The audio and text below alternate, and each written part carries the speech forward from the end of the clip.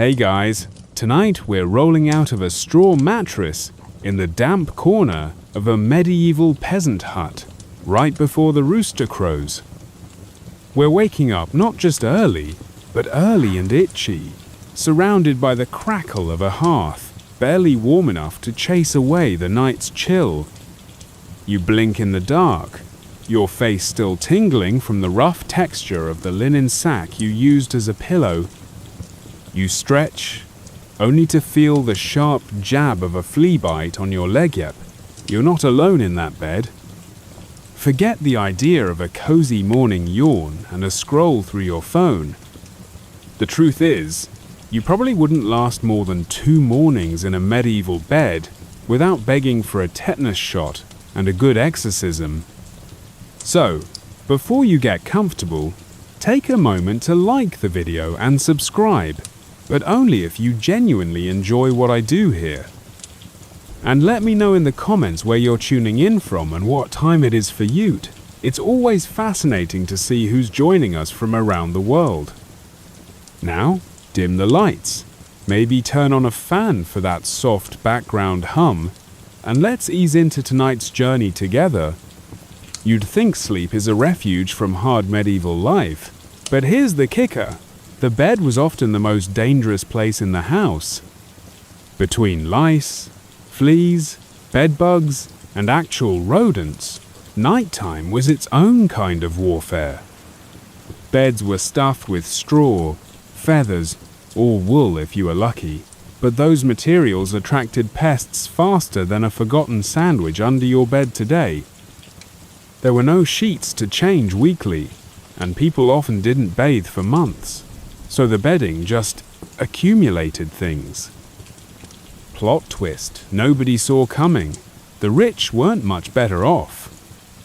Even nobles had infestation issues, and while their beds were fancier with ornate canopies and carved frames, they were still microbial jungles on stilts. The scariest part? Sleeping with others wasn't just common, it was expected. Entire families piled into the same bed for warmth, which meant more body heat and more bodily everything. If someone had a skin disease, parasite, or plague incubation, congratulations, you're next. Still think your mattress is uncomfortable? Think again. Let's take a moment for our modern-day heroes. Your memory, foam mattress, your allergy-resistant sheets, and that extra pillow you lovingly karate chop each night. Now imagine waking up next to your cousin, your grandma, and possibly a goat. Because yes, animals often slept inside the house too, for warmth and security. No privacy, no deodorant, no Febreze. And no judgment if you just side-eyed your own bed and whispered, "Thank you." Let's get into the grainy straw of it. In medieval Europe, most people slept on simple wooden platforms, or directly on piles of straw and cloth on the dirt floor. A good bed was expensive, often passed down through generations like family silver. The wealthiest might own corded frames interlaced rope to support a feather mattress, the origin of the phrase, "sleep tight." Some beds had high sides or curtains, not for privacy, but to keep out the cold drafts and rats that wandered into houses through thatched roofs or mud walls. Sensory immersion? Imagine the scent of musty wool, the scratch of straw against your skin, and the sound of mice chewing through your pillow right before dawn. And then there's the scholarly debate. Historians still argue whether people really slept through the night, like we do today. Some evidence points to segmented sleep, 2 sleep periods divided by an hour or 2 of wakefulness, during which people prayed, read, if literate, or wandered outside, casually chatting with neighbors, also up in the dead of night. Sleep wasn't sacred, it was just another chore, in a world that didn't stop being uncomfortable when the sun went down. And this is just where your day starts. It only gets stranger from here. If you thought the medieval bed was brutal, just wait until you experience what passed for a bathroom next. Speaking of flushing expectations down the drain. So, you've barely survived the night, scratched a few fleas off your arms, and maybe whispered a quiet apology to your blanket for ever taking it for granted. The fire has gone out, your joints ache from the cold, and your breath turns visible in the morning air. But now comes the real horror, the morning bathroom routine. Remember that modern luxury called plumbing? Forget it. We're stepping into a world where the concept of sanitation was more superstition than science, and the smell? Unavoidable. Your body's calling, but the only toilet nearby is either a wooden bench with a hole in it, or, for most peasants, a plain old bucket in the corner of the room. So, grab your nose, and your courage it's about to get a little gross, a little funny, and a lot historical. Here's what nobody tells you. Most people in medieval towns and villages didn't have access to anything even remotely resembling a toilet. And that chamber pot under the bed, it was often emptied weight for it right out the window. Yes, streets doubled as sewers. And to be polite, if we can use that word, people sometimes shouted a warning, "Garde l'eau," which basically meant, "Watch out for the water," before flinging waste from their second-story windows. That's where the English phrase loo may come from a corrupted form of allo. But let's say you were a noble in a castle. Surely things were cleaner, right? Not quite. You might have had a garderobe, a small closet with a hole leading straight down the outer wall of the keep. Rain would occasionally wash it off. Maybe. Still think public bathrooms are bad today? Think again. Honestly, when someone today complains about a gas station bathroom, I want to hand them a history book and a pair of wooden clogs. Because at least modern stalls don't dump their contents into a city street where children are playing marbles and someone's selling bread 2 feet away. Also, imagine being the unlucky soul walking underneath that window at the wrong time talk about medieval jump scares. You wouldn't need an umbrella. You'd need divine protection. In medieval towns, sanitation wasn't organized by the government or public health department. This was every man for himself. Waste was discarded wherever was convenient. Gutters, rivers, ditches, even under floorboards. Public bathhouses existed and were surprisingly popular, until they got a reputation for spreading disease and immoral behavior, leading many to close by the 15th century. Some wealthy people actually had perfumed pouches they'd hold under their noses while walking in cities, basically. Medieval Febreze on the go. Now here's the big historical debate. Some historians argue that towns did have early sanitation law ordinances that punished people for improper waste disposal, but enforcement was spotty at best, and even when fines were issued, it didn't stop the smell from dominating every alley. Let's not forget rural life, either. Many peasants simply went behind their barns, dug simple pits, or used the forest if it was nearby. But privacy? Forget it. This was the kind of world where everyone knew everyone else's schedule. Sensory detail? The stench wasn't an occasional offense, it was constant.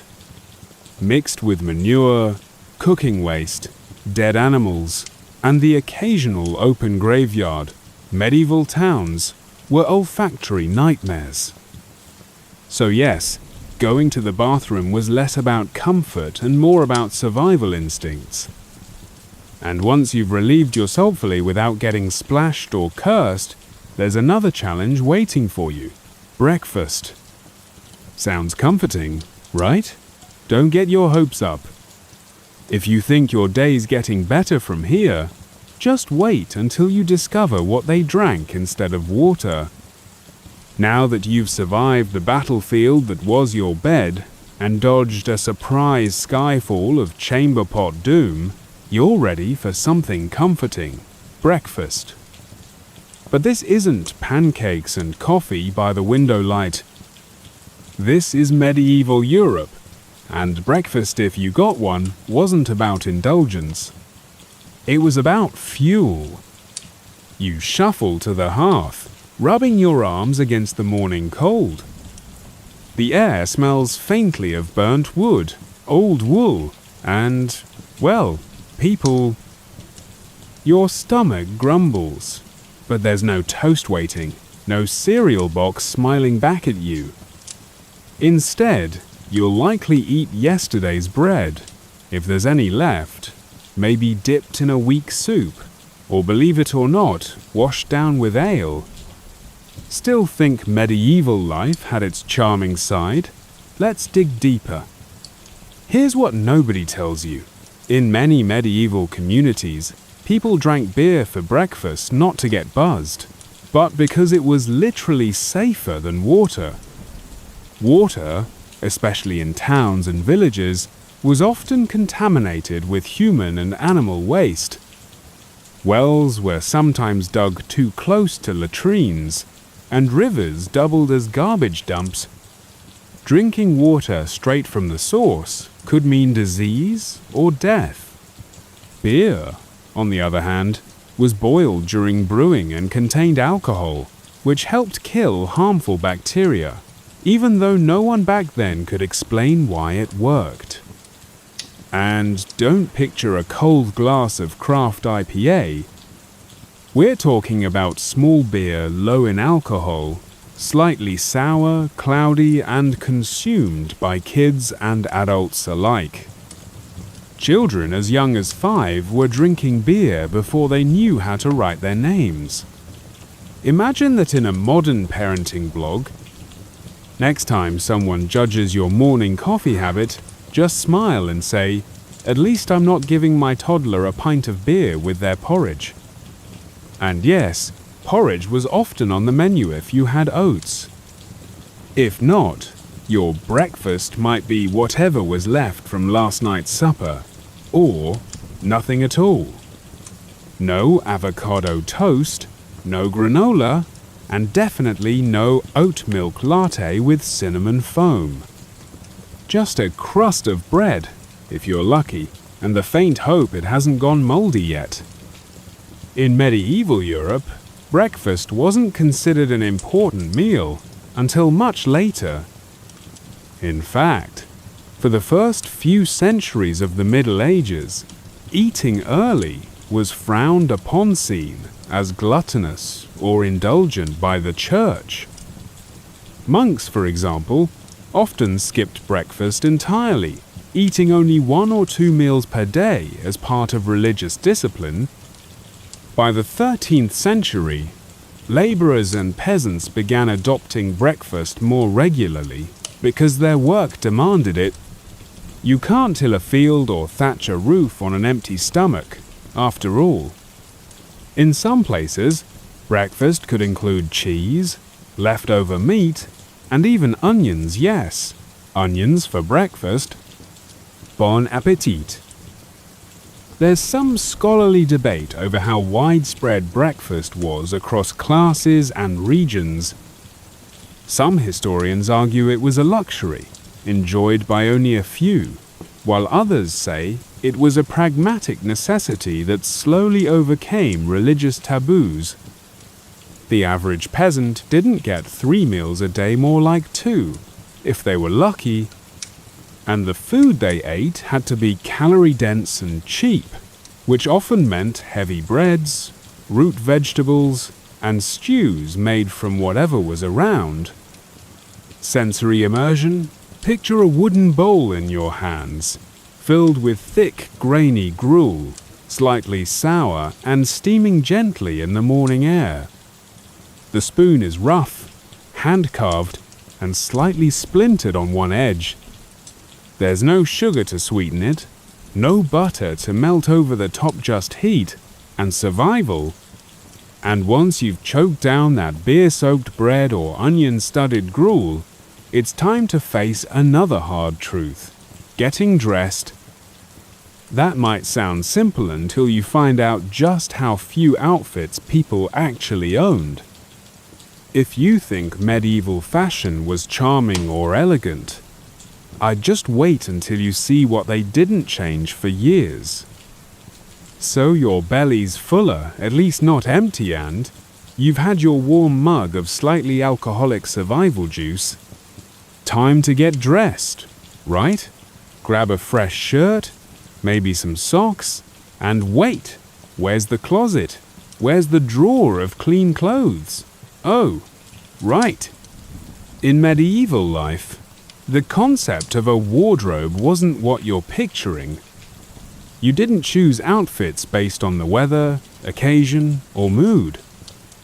You wore what you had and only what you had.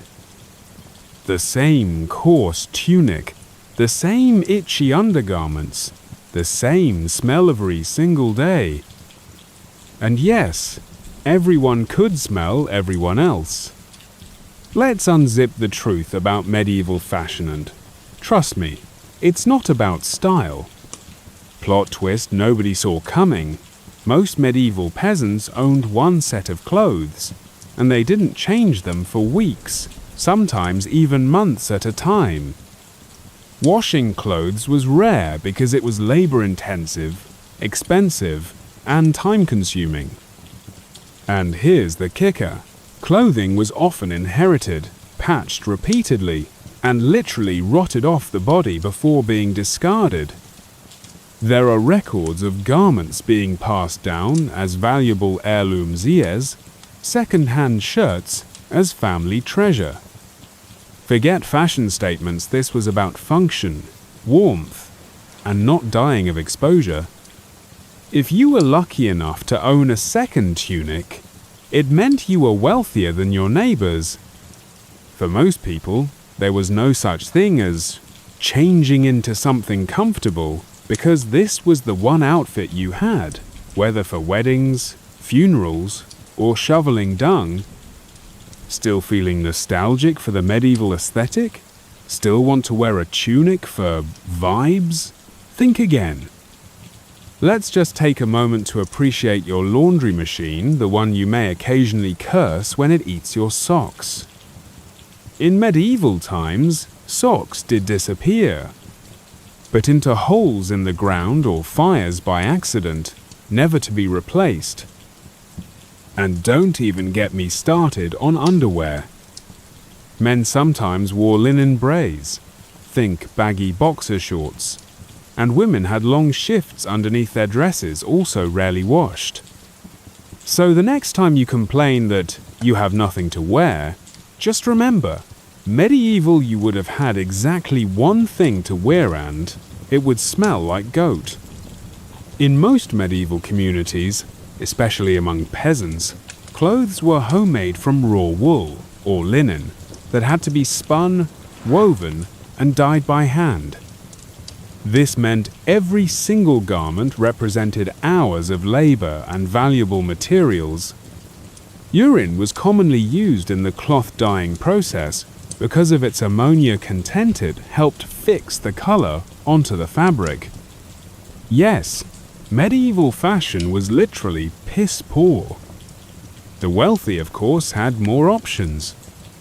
Nobles and royalty used fine fabrics like silk and imported dyes like indigo or saffron. These colors became status symbols. The brighter the color, the more powerful you were.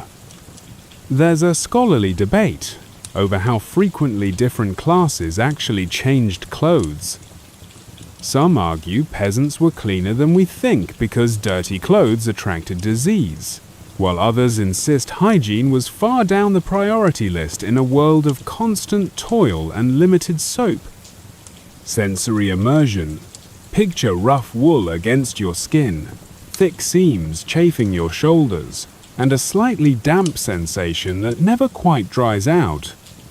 Your tunic smells of smoke, sweat, and sour bread, and the hem is stiff from mud and animal fat. And you still have to wear it tomorrow. Fashion was survival, not style. And comfort? That was a myth made for the future. And now that you're dressed for better or worse, it's time to step out and face the day. But brace yourself, because even something as basic as taking care of your teeth was a medieval horror show. If you thought the outside of your body had it rough, just wait until we head inside your mouth. Now that you're suited up in your one crusty outfit for the month, you're ready to flash a smile and greet the world, except, well, maybe keep that smile to yourself. In medieval times, opening your mouth wide could reveal more than your words. We've tackled morning routines, toilets, and food, but now it's time to venture into one of the darkest, most painful parts of daily life. Your teeth. Or more accurately, what's left of them. And here's the real kicker. There were no toothbrushes, no dentists, and no painkillers as you know them. Just grit, prayers, and an alarming number of tools used for both haircuts and tooth extraction. Let's take a bite out of medieval dental curry and try not to flinch too hard. Here's what nobody tells you. If you had a rotten tooth in the Middle Ages, your barbaries, the same guy who gave you a haircut, might be the one to yank it out of your head. The barber surgeon was a common jack of all trades in medieval Europe. These folks didn't just trim beards, they also performed bloodletting, amputations, and yes, dentistry. Often in the same space they did, shaves. And don't expect numbing gel or laughing gas. The most you'd get was a swig of ale, and someone to hold you down while a pair of metal tongs went in and crunched out the problem. Sometimes they got the wrong tooth. Still think your last dental cleaning was uncomfortable? Think again. Imagine walking into a barber shop today and seeing a sign that says, "Beard trims, root canals, and leg amputations walk, in's welcome." It gives a whole new meaning to the red and white barber pole, which actually originated from the blood-soaked bandages of barber surgeons hanging outside their shops to dry. So, next time you hear someone say, "It's hard to find a good barber," just be glad they're not offering to pull your molars with garden tools. Medieval people didn't brush their teeth like we do today, but they did use natural methods to freshen their breath or scrape off gunk. Twigs, rough cloths, salt rubs, and even crushed herbs were used for oral care. Chewing fennel seeds or mint leaves wasn't just about flavor, it was a survival strategy to mask the stench of tooth decay or gum disease, which were almost universal. Historians still debate just how bad medieval teeth really were. Some argue that diets low in sugar, before the mass import of cane sugar, meant fewer cavities. Others point out that coarse bread, grit from grinding stones, and lack of cleaning wore teeth down rapidly, exposing nerves and causing abscesses. Sensory immersion? Imagine the dull, constant ache of an infected molar, the throb that spreads down your jaw, and the sharp tang of iron in your mouth as pus leaks around your gums. Now picture enduring that while also herding animals or hauling water from a frozen stream. And if you wanted help, you'd better pray your village barber had steady hands that day and wasn't also curing someone's infected foot with the same tools. And once your teeth were pulled or left to rot, you'd still have to show up for work, because pain didn't excuse you from survival. If you thought bad dental care was brutal, wait until you hear what a full day of medieval labor looked like, with no weekends, breaks, or benefits. So now that your mouth's sore, your clothes are stiff, and you've had a lukewarm gulp of beer for breakfast, it's time to get to work. No excuses, no calling in sick, and definitely no dental leave. In the medieval world, rest wasn't part of the vocabulary for most people. If you were a peasant, your day began at first light and didn't end until the sun was long gone, and even then, you might still have chores waiting by firelight. You weren't clocking in and out, you were the clock. And forget the dream of a weekend or holiday getaway, unless you count religious festivals, which were less relaxation and more obligation. So grab your wooden hoe, slip on those crumbling leather shoes, and brace yourself, because work in the Middle Ages was more than a job. It was survival. Here's where your optimism dies. Weekends didn't exist for medieval peasants.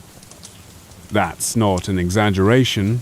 Saturday and Sunday weren't days off, but just more chances to labor in the field, fix your home, or serve your local lord.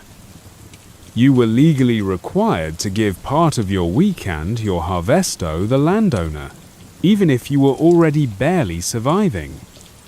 And here's the kicker. Failure to meet your quota could mean fines, punishment, or eviction from a house you didn't even own. Still think working 9 to 5 is rough? Think again. Let's pause for a modern perspective. Imagine working all day in blazing heat or freezing wind, only to give half of your paycheck to your landlord, who then tells you to come fix his fence on Sunday, too. And oh, he gets to keep your dog if you miss a day. That's not a joke.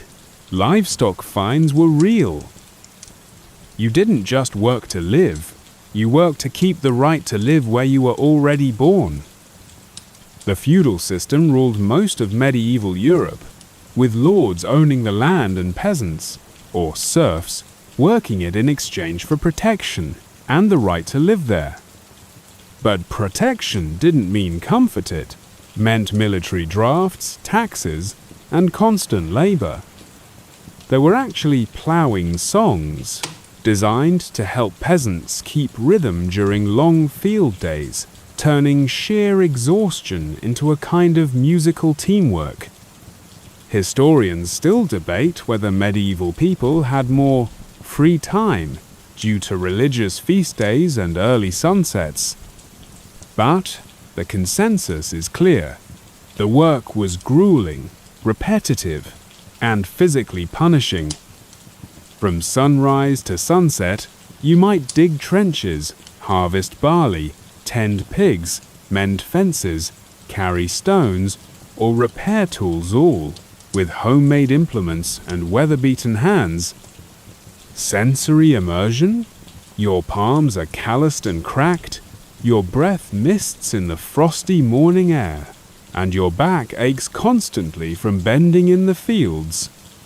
The smell of manure lingers in your clothes, and every creak of your knees reminds you that you're aging fast. Reality check. There were no retirement plans, just the hope your children could take over before you collapsed. And as if work didn't take enough out of you, there was one thing you couldn't work around: the weather. Because when you live in a house with no insulation and windows without glass, winter doesn't just visit, it moves in. If you thought the daily grind was rough, wait until you experience medieval winter indoors. You've put in a long day's work, dragging your aching body home through mud and wind, hoping for warmth and rest. But remember, this is the medieval world. And home doesn't mean heated floors and a cozy fireplace. You step inside your wattle and daub hut, and here's the brutal truth. It's almost as cold inside as it is outside. There's no insulation, no central heating, and certainly no hot bath waiting for you. The wind finds every crack between the timber beams, and the thatched roof above your head isn't much help when it rains or snows. In fact, it's probably dripping on your bedding right now. So pull your cloak tighter and sit close to the fire if you can even afford wood to burn. Because medieval weather didn't care about your comfort, only your resilience. Here's the kicker. For many medieval families, winter meant sleeping with their livestock not just for protection, but for warmth. Plot twist nobody saw coming. Cows, goats, pigs, even chickens were often brought into the home during cold months, not out of affection, but because their body heat made the room a few degrees warmer. Still think that cozy farmhouse look is charming? Think again. Your mattress is still a straw sack, now damp from roof leaks. Your breath turns to mist even indoors, and the fire barely reaches the corners of the room. And if you had to go outside during a storm, good luck. Most roads were just mud paths, which turned to sludge and ice in winter, cutting people off from markets, churches, and neighbors. Still romanticizing those medieval stone cottages, time to reevaluate. Ever complain that your thermostat's off by 2 degrees? Medieval, you would laugh if your lips weren't frozen shut. And don't forget, your winter wardrobe is the same as your summer one, just with maybe an extra tunic layered on top. Imagine going to sleep in a room where your blanket is a goat skin, your socks are soggy, and your roommate is literally a pig snoring next to the fire. At least it's warm, right?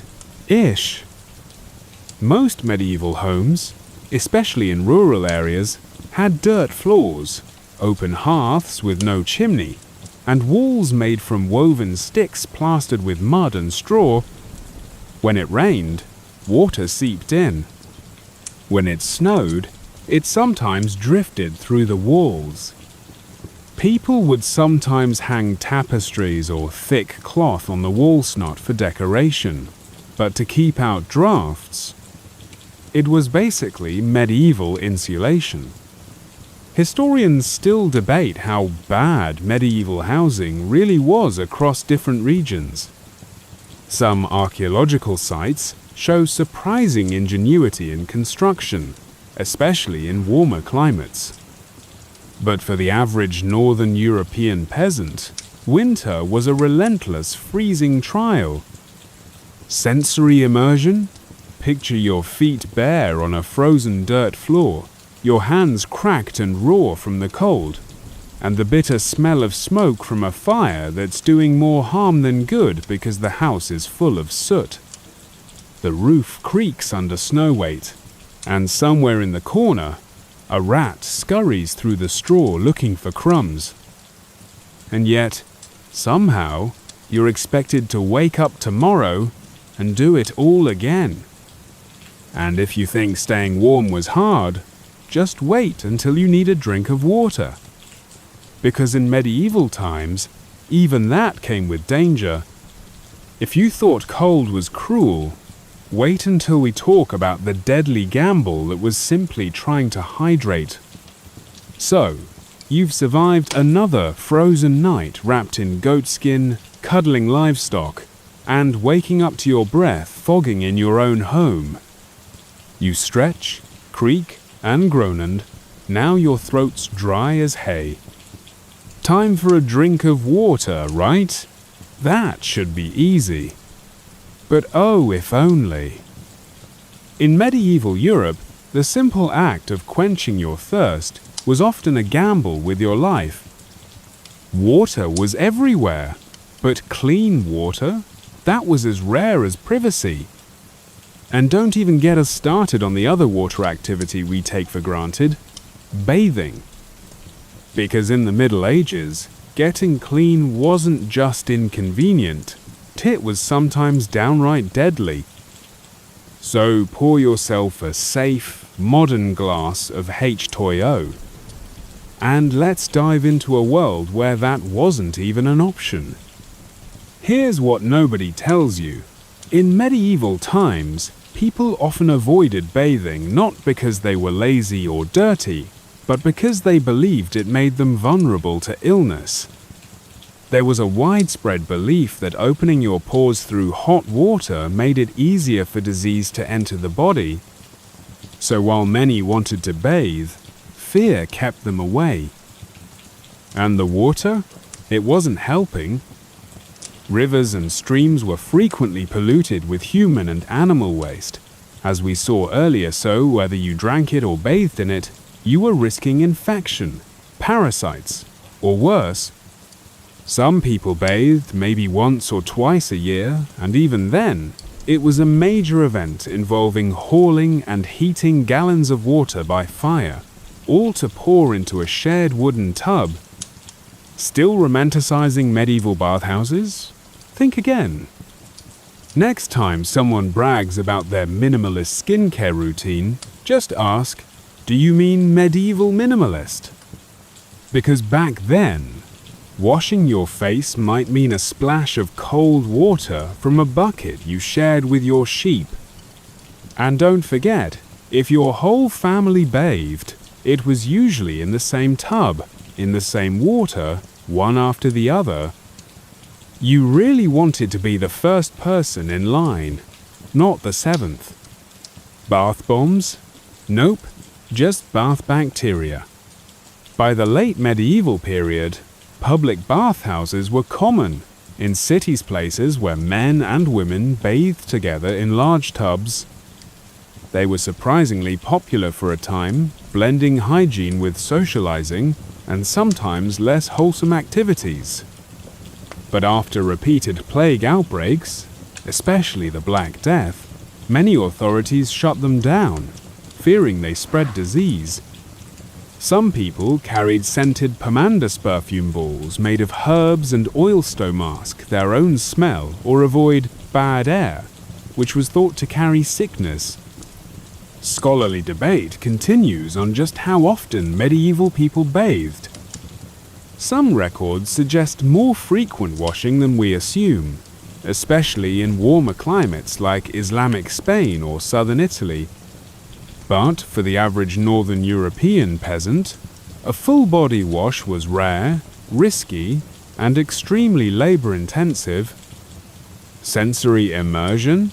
Imagine a wooden tub in a smoky room, filled with murky, lukewarm water, your knees up to your chest, while the steam rises slowly, and smoke from the fire stings your eyes. The water's been reused, the soap is harsh lye, and your neighbor might be next in line bringing with them fleas, wounds, or worse. Now add the fear that you might get sick from trying to get clean.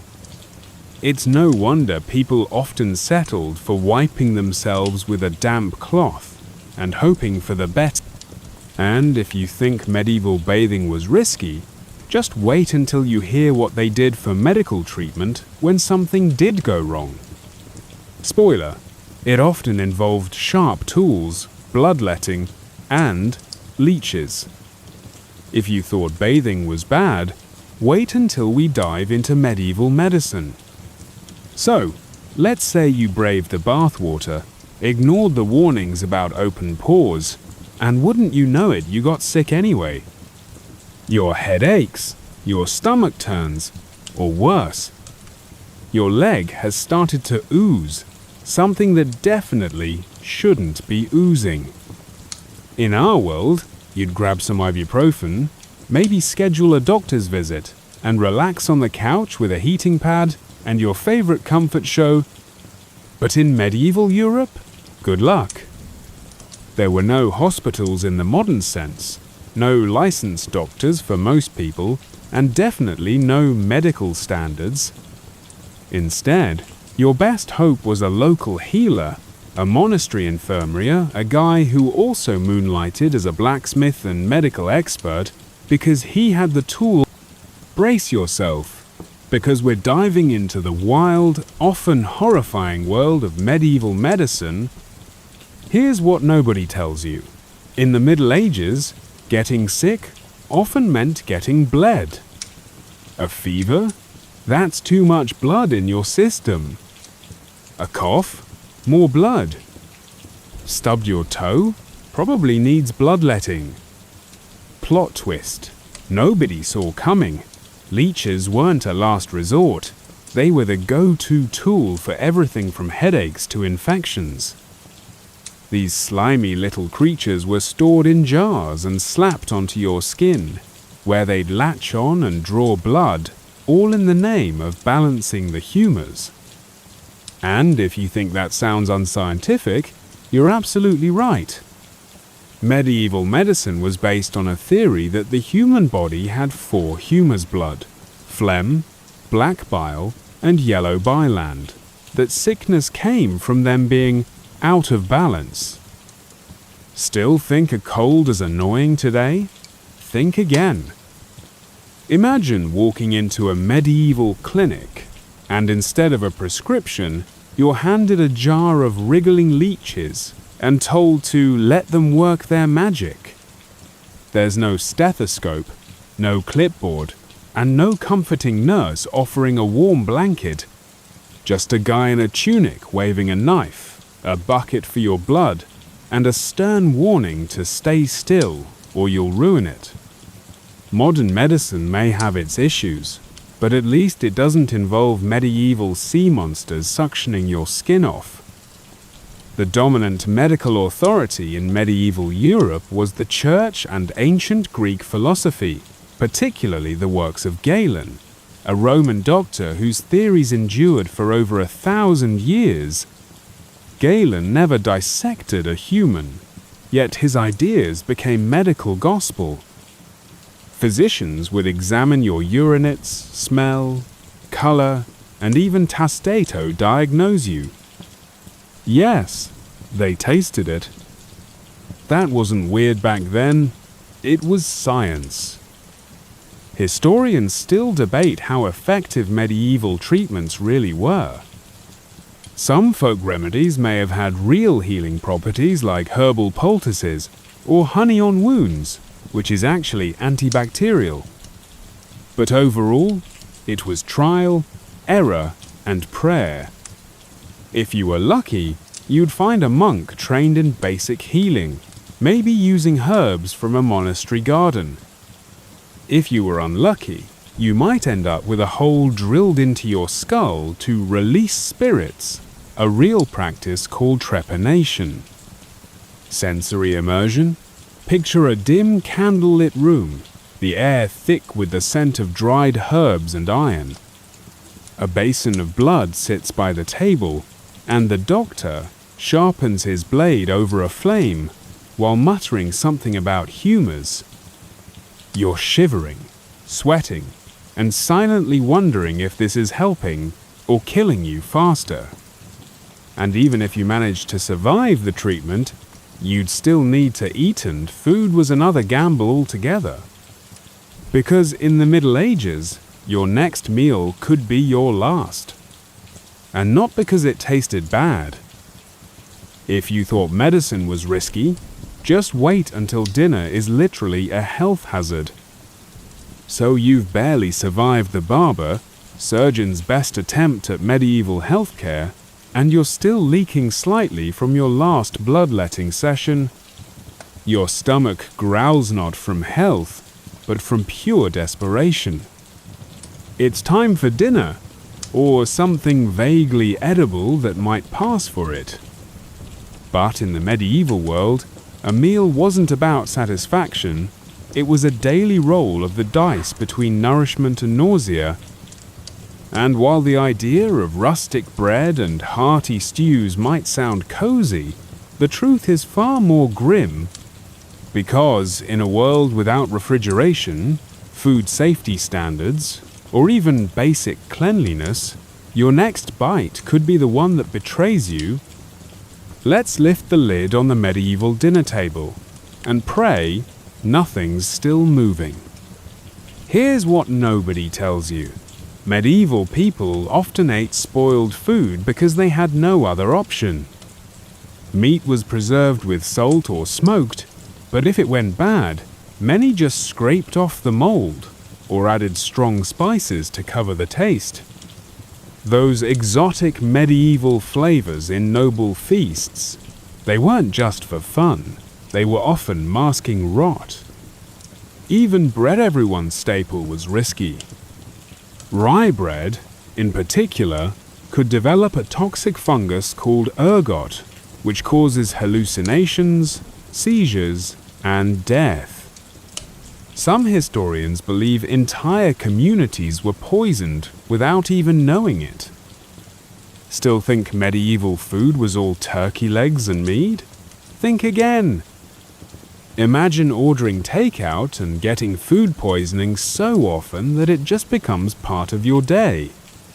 Ah yes, mild hallucinations again, it must be Tuesday's bread. Or picture your mum yelling at you to eat around the mold, not because she's lazy, but because that's literally all there is. And if you think picky eaters had it bad today, imagine being allergic to meat, dairy or gluten in the 1300s. You'd be left with turnips and tears. Most medieval diets were based on grains, legumes, and vegetables, especially for peasants. Meat was rare, unless you were a noble or got lucky during a festival or hunt.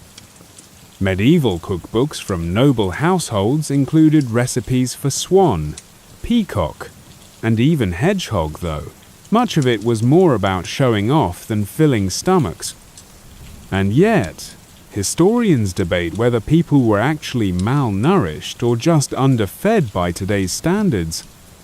Many rural diets provided enough calories to get by, especially during harvest seasons. But winters were brutal, and famine was a looming threat every few years due to poor harvests, war, or disease. Sensory immersion? Picture a wooden bowl filled with watery pottage gruel made from oats, barley, and maybe a few wilted vegetables.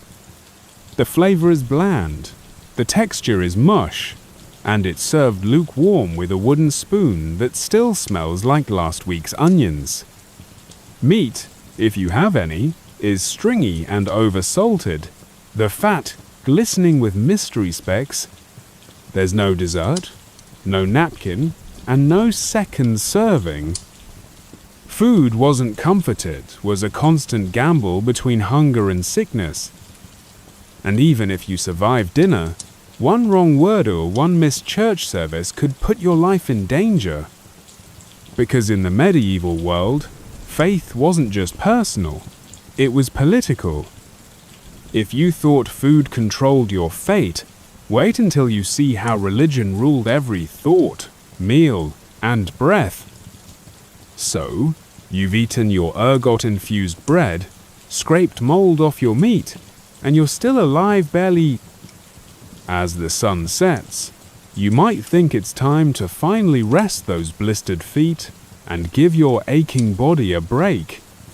But hold up, because it's Sunday tomorrow, and in medieval Europe, that doesn't mean brunch and cartoons. It means church.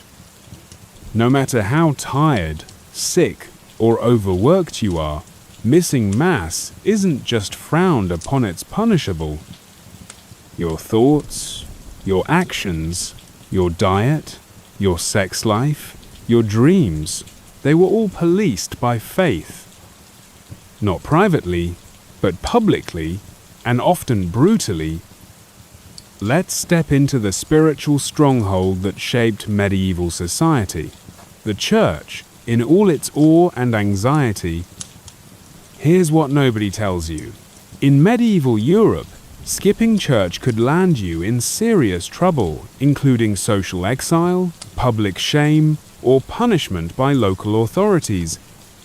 The church wasn't just a place of worship, it was the government, the school, the news station, the courthouse, and the morality police all rolled into one. Still think religion was a peaceful, personal experience? Think again. Priests kept close tabs on who confessed, who took communion, and who dared question doctrine. Public penance could mean walking barefoot through town, fasting for weeks, or being whipped in front of your neighbors. And don't even think about disagreeing with church teachings. Heresy could cost you your life literally burned at the stake. In some regions, even your afterlife wasn't safe unless you paid for prayers and indulgences to buy time off from purgatory. Imagine if your local pastor could fine you for not showing up to Sunday service, or if your priest kept a spreadsheet of your sins and sent monthly reminders. Dear sir, we noticed you missed Mass last week, and also swore during a rainstorm, please. Report to the public square for repentance and flagellation at noon. Suddenly, awkward potluck dinners don't seem so bad, do they?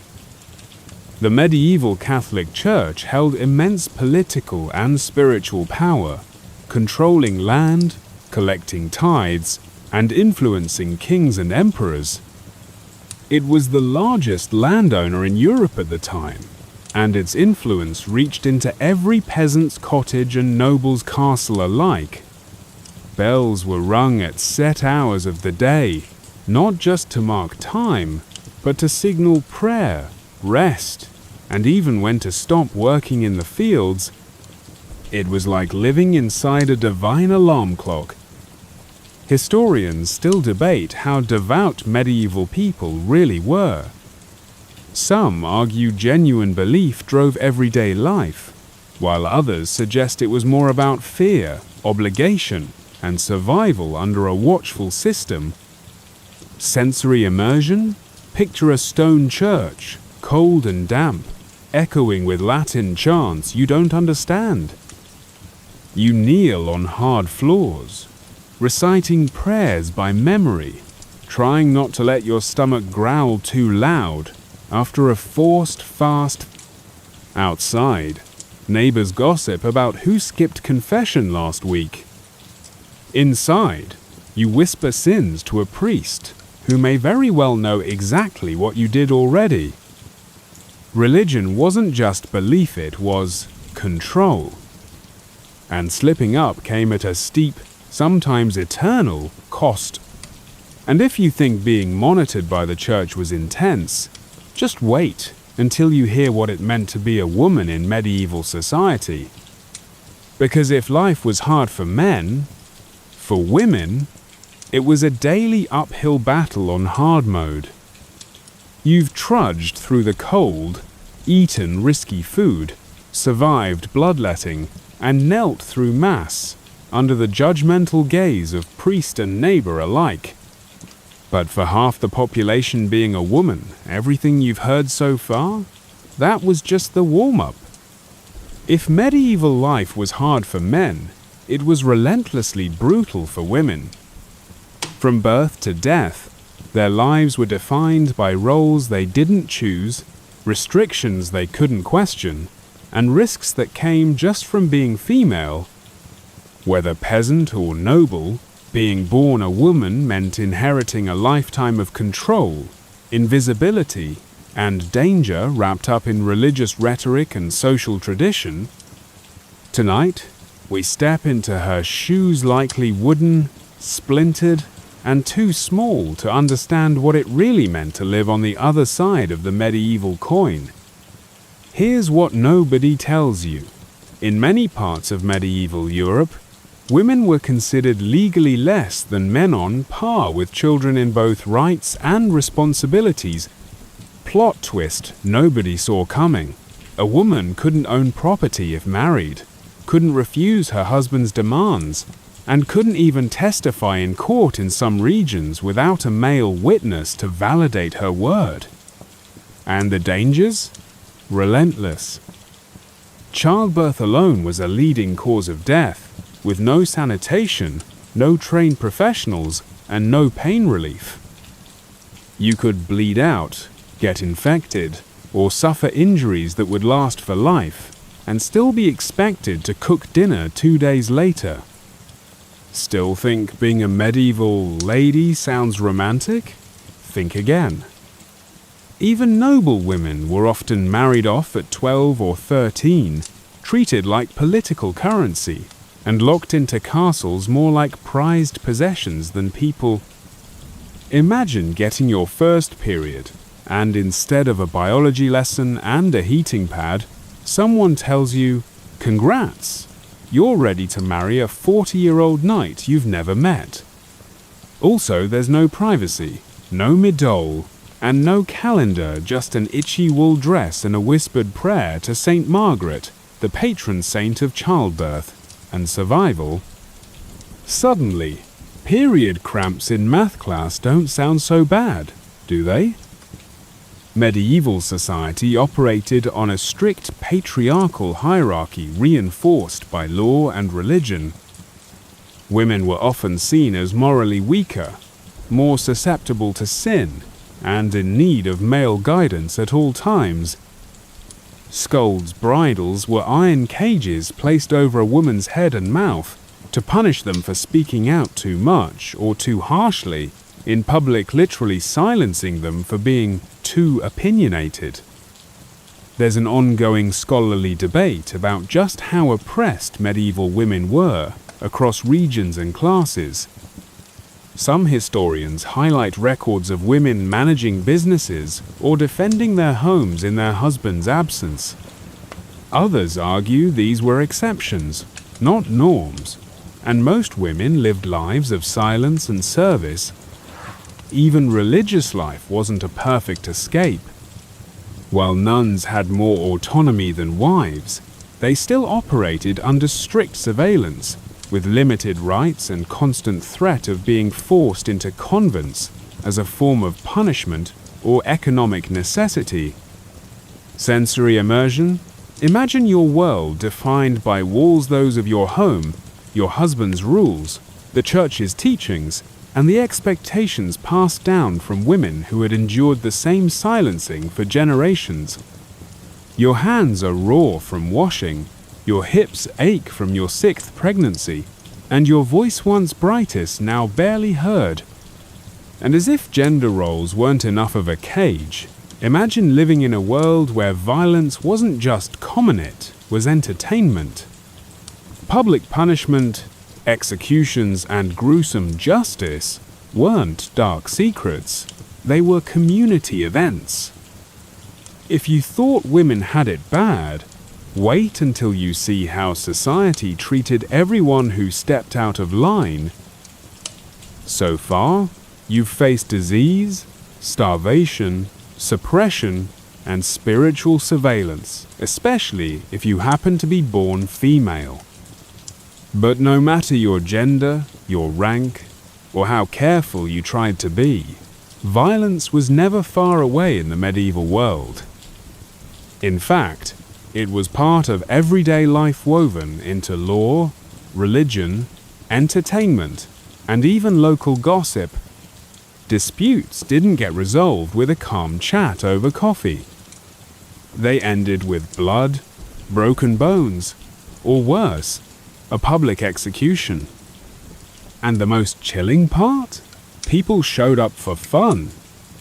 Tonight, we're pulling back the curtain on a culture where justice and brutality walked hand in hand, and where mercy was in short supply. Here's what nobody tells you. Executions weren't just punishments, they were events.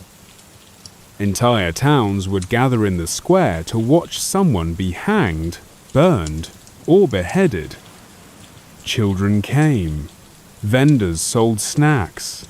Priests prayed. People cheered. Plot twist nobody saw coming.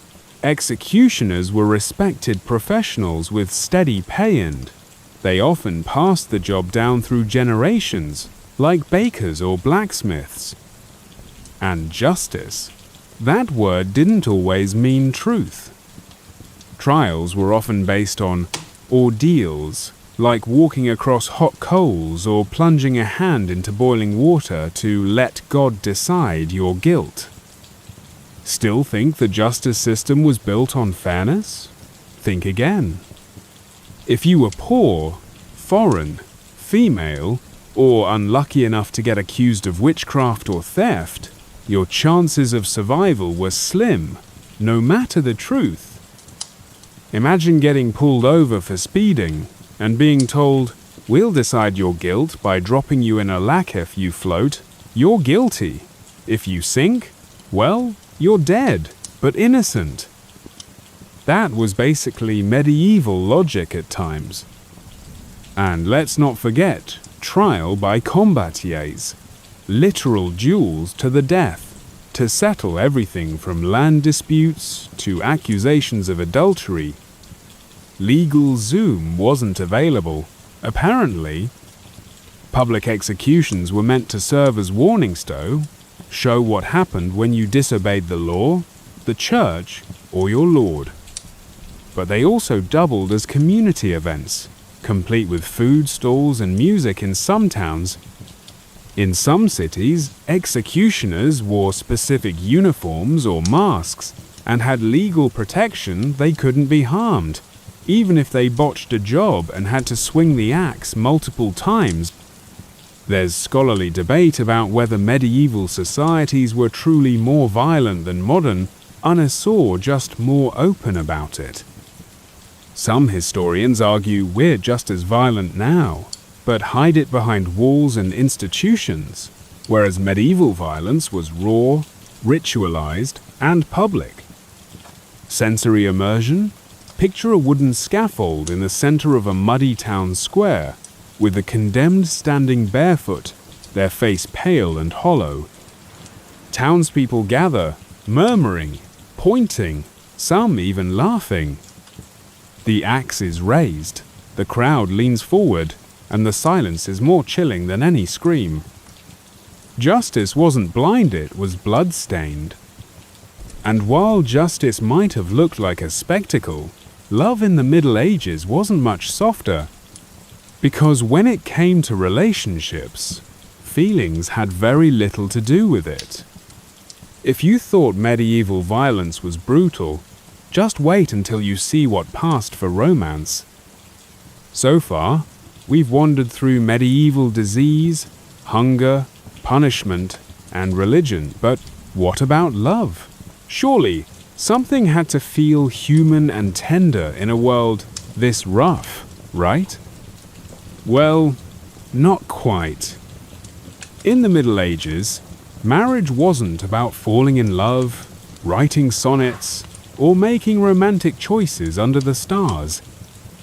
It was about survival, alliances, economics, and control. Whether you were a peasant girl or a noble lord, your partner was likely chosen for you based on land, livestock, or reputation, not affection. So, before you daydream about chivalrous knights sweeping maidens off their feet, let's crack open the contract that was medieval love. Here's the kicker. In most medieval communities, people didn't choose who they married, and feelings had nothing to do with it.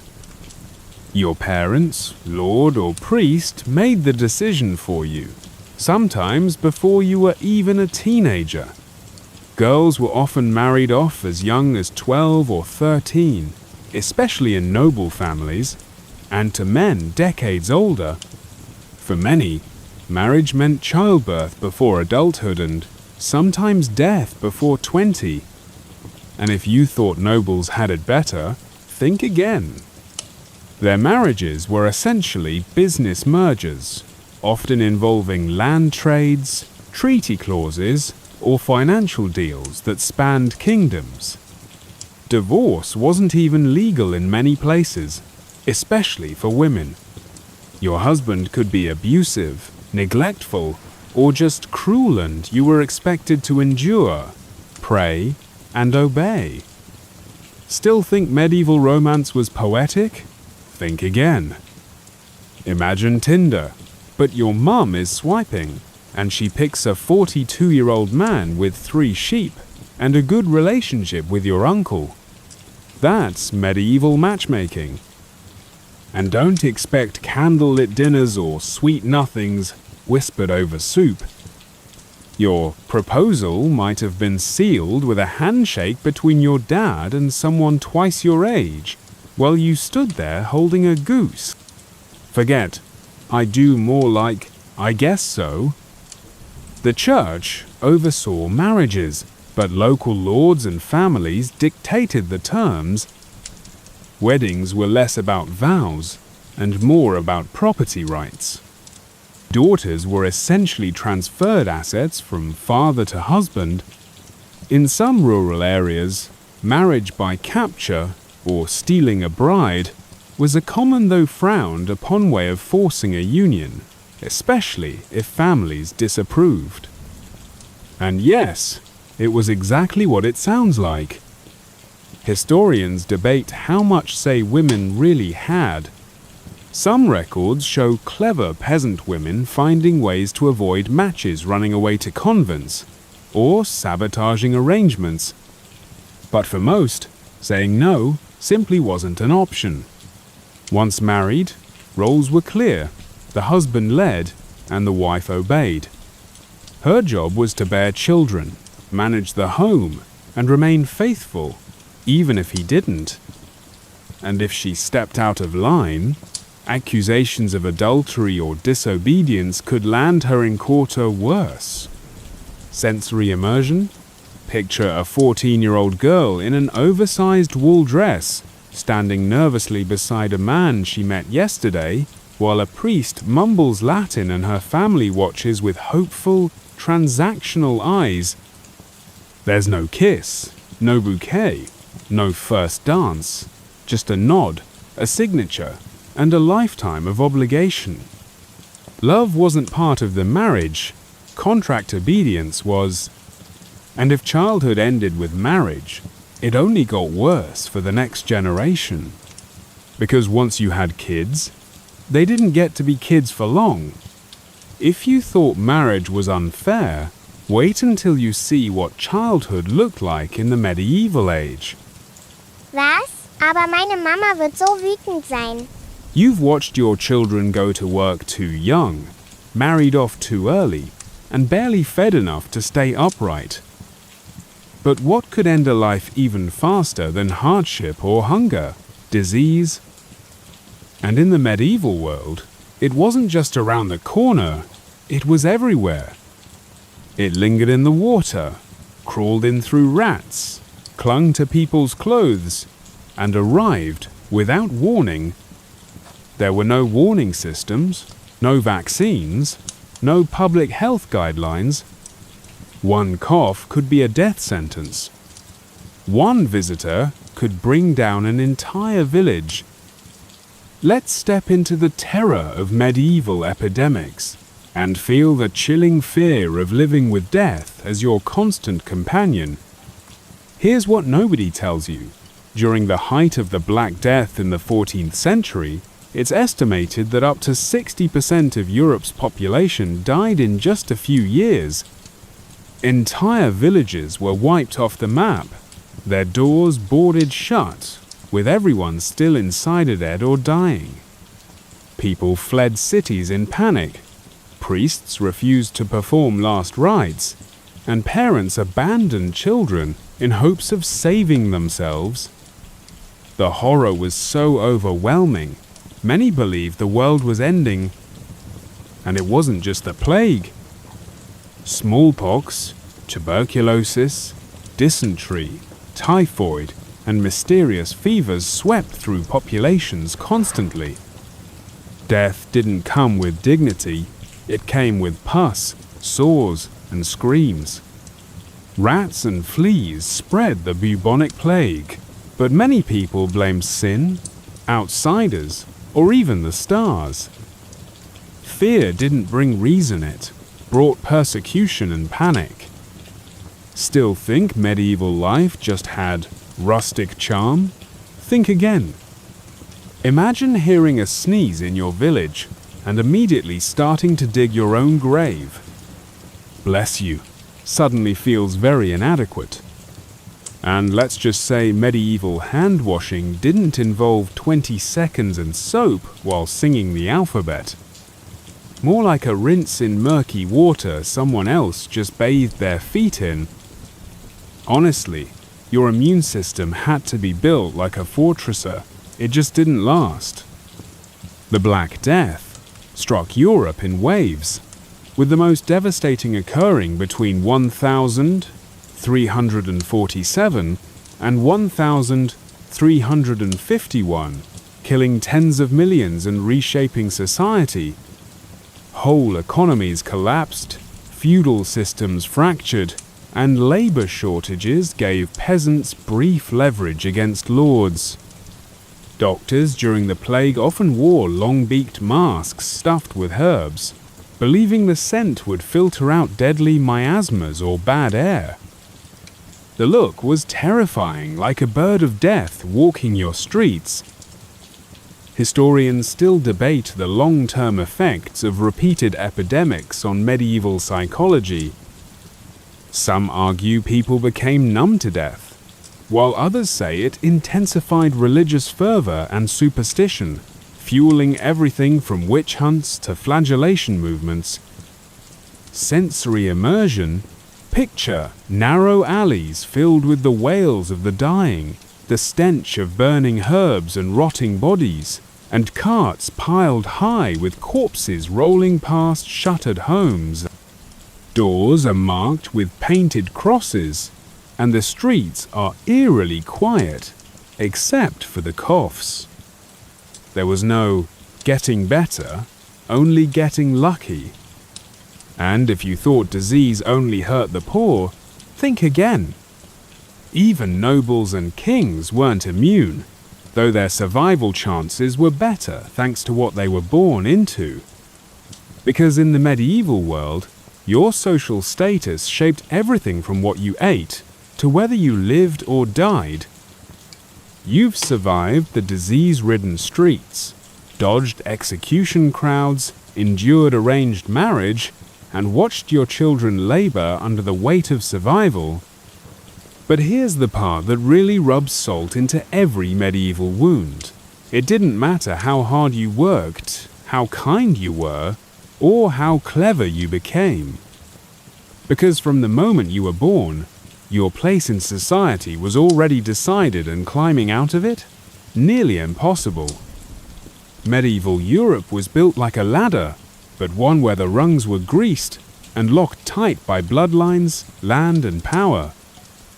You weren't just born into a family, you were born into a caste, whether you liked it or not.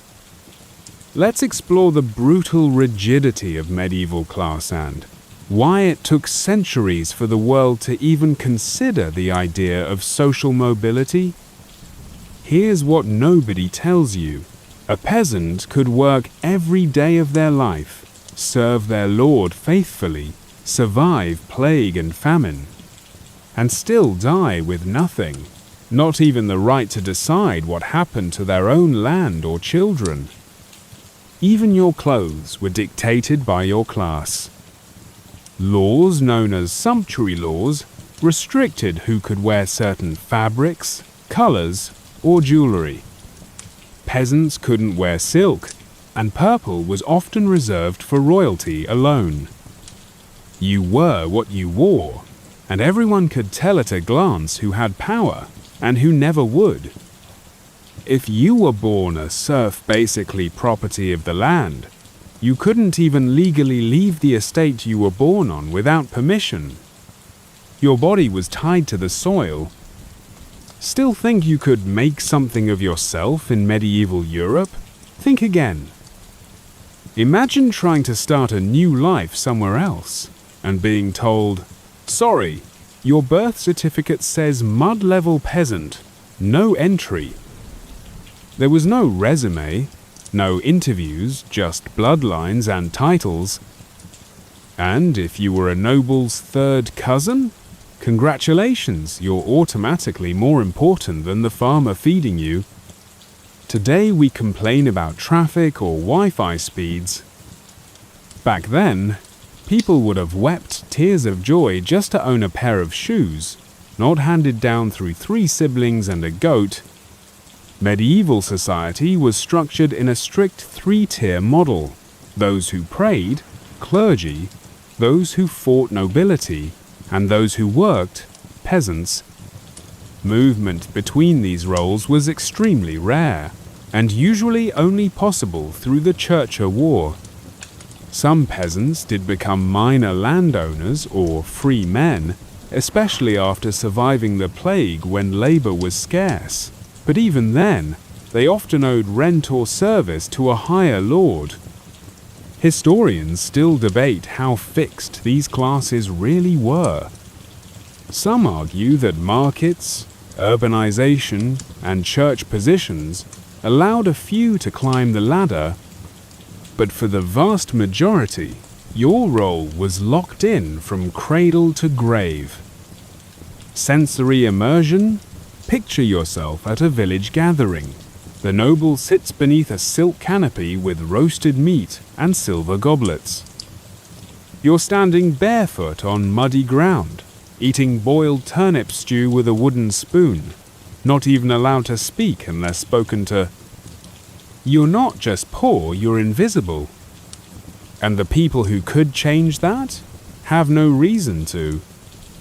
And if you thought the medieval class system was cold, wait until you see how they chose to have fun.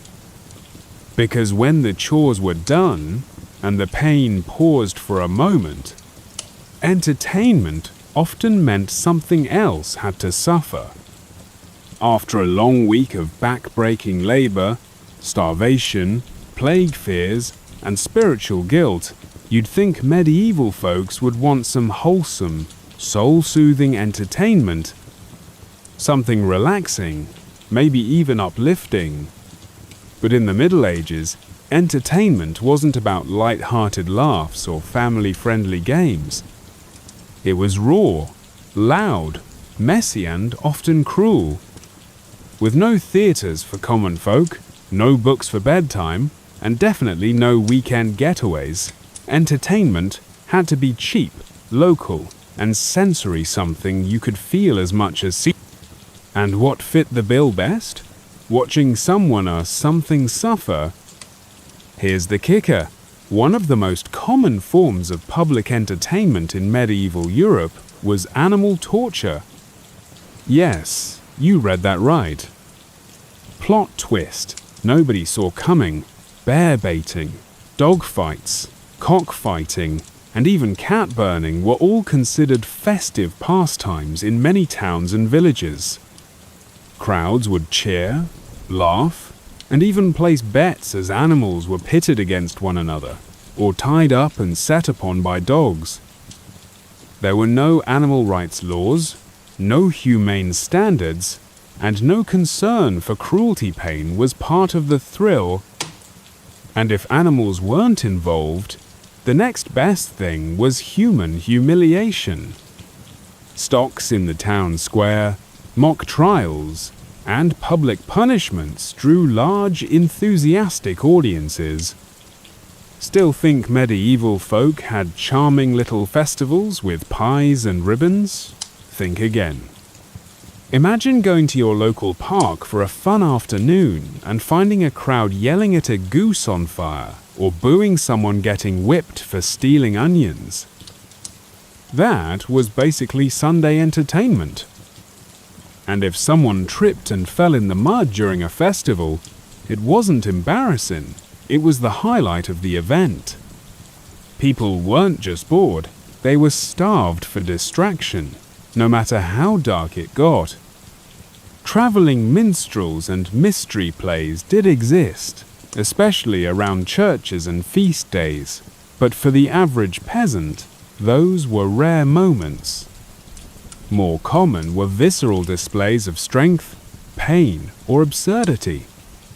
There were actual fools' festivals, where peasants mocked nobles, reversed social roles, and performed absurd acts in the streets, sometimes encouraged by the church as a pressure valve for discontent.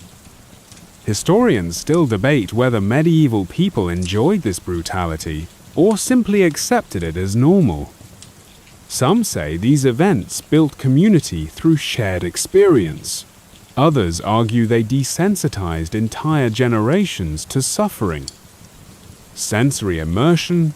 Picture a noisy town square, muddy and loud, packed with neighbors shouting as two roosters tear at each other in a circle of hay. Children laugh, drunks cheer, and someone passes roasted nuts as a pig is whipped to dance on hot coals. This wasn't a rare occurrence, it was entertainment. Fun, in the medieval world, often came at the expense of someone or something else. And even if you survived the work, the plague, the punishments, and the entertainment, you still weren't promised time. Because in the Middle Ages, life didn't run long. It ran out fast. If you thought the fun was short-lived, just wait until you see how short life itself could be. You've outlived childhood disease, a punishing marriage, labor without rest, and more public horror shows than you can count. Maybe you've even raised a few children to adulthood, though likely not all of them. You've managed to stay out of stocks, off the executioner's platform, and free of plague, somehow. But now you're tired, broken, and just past your 30th year. In modern terms, you're still young. But here, you're already seen as old. In the medieval world, death wasn't a distant shadow, it was a daily companion, always lurking just a cut, cough, or cold winter away. Let's talk about just how short life could be and what that meant for how people lived it. Here's what nobody tells you. In many parts of medieval Europe, the average life expectancy was around 30 to 40 years.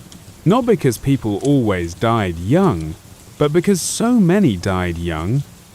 Infant mortality was so high that some families didn't name their babies until they'd survived their first year.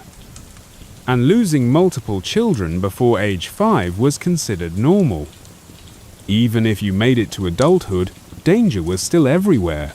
Infection from a scratch, starvation in winter, childbirth at 14, a bad tooth turned fatal abscess, or falling off a roof while fixing thatch in a storm.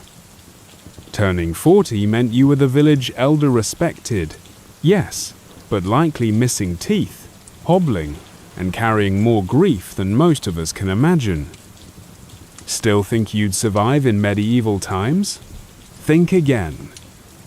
Imagine your friends throwing you a 35th birthday party and calling it a late life celebration. We got you a walking stick, and also a grave plot just in case. And those wise old men with beards in medieval movies? Yeah, they were probably 42 and already considered ancient sages. So next time you complain about a birthday reminder popping up on your phone, just remember, medieval folks wished they'd had that many candles to blow out. High infant mortality rates skewed the overall life expectancy downward, but even so, making it past 50 was rare and usually reserved for the wealthy or unusually lucky. Most people didn't retire, they died, doing their daily labor. Death was so ever-present that children played funeral as a game, mimicking the ceremonies they saw constantly in their communities. Morbid, yes, but for them, it was just life.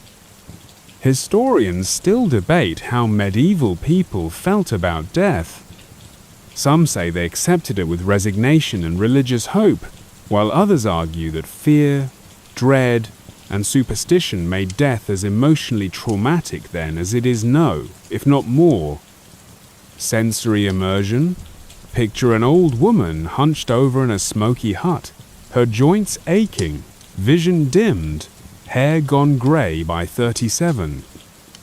She's lost siblings, children, maybe even a few husbands, not from drama, but from life doing what life does here, ending early.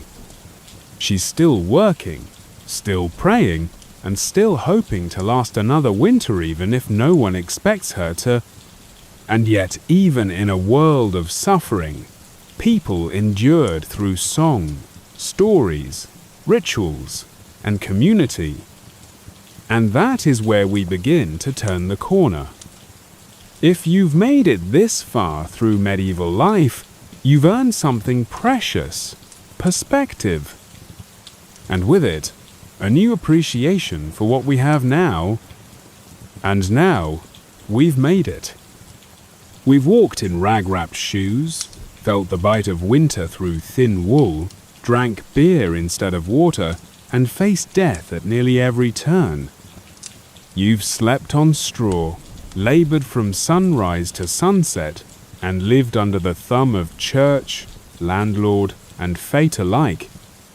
But tonight, as we leave thatched rooftops and smoke-stained hearths behind, we return to our present moment with a little more wonder than we started with.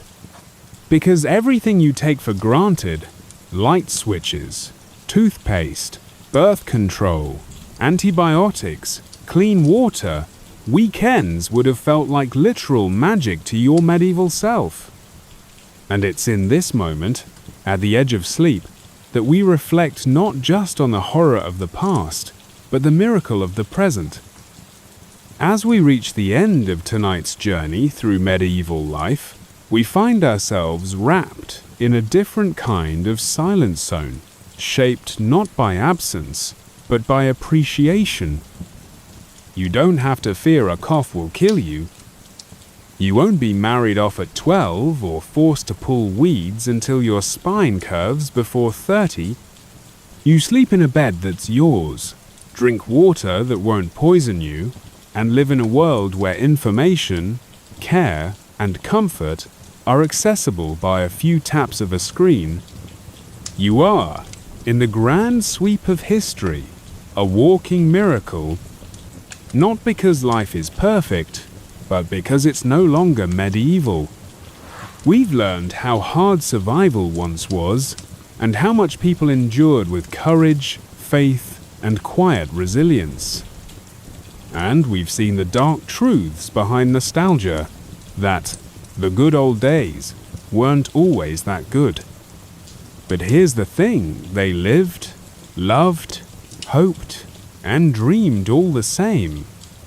And that connects us more than any bathhouse, bread, or robe ever could. Every generation has its struggle. Every era has its hardship. But when you understand where we've come from, you realize just how far we've risen. Tonight, as you tuck into clean sheets and stretch under soft light, remember, once, the smallest comfort was a luxury. A warm room, a quiet moment, a safe home. These are the things that kings once prayed for. Let the stories of those who came before guide your gratitude or not, with guilt, but with grace. So tonight, as you close your eyes and let your breath slow, imagine a distant candle flickering out across a muddy village. Imagine silence settling after a hard day's toil. And then, imagine your own bed, your own breath, your own peace, right now. Let the stories of medieval life drift through your mind as you drift off to sleep. Sweet dreams.